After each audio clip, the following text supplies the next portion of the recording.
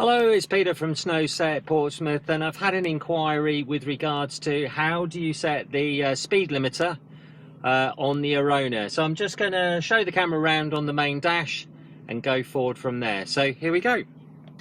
Right, so as you can see, we've got the gauges in front of us, and we've got the stalk control just down here for what effectively is cruise control and the speed limiter. So you'll see there's a little mode button just underneath here where it says mode.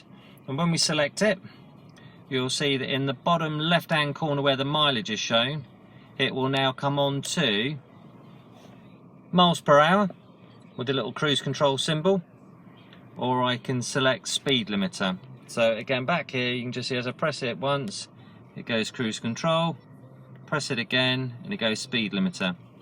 And then when you're driving the car, it's difficult because I'm stationary, but when you drive the car, you just trim the speed up or you trim the speed down, depending on what it is you want to do. So as you go, increase your speed, decrease the speed, okay? And what will then happen is it will show the limiter here at 20, 30, 40, 50, 60, 70, 80, whatever it is you want to set it to, and you just do it from here. When you no longer want the feature to work, you can switch it off and you'll see now that it just has gone back to the car's mileage on the car.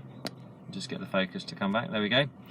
So that's how it's done. So quite simply, you switch the system on, little mode button underneath, and you literally switch between speed limiter, press it again for the cruise control function. So again, as you can see me pressing the button there, speed limiter, cruise control, and then it's just the trimming of your speed up or down here.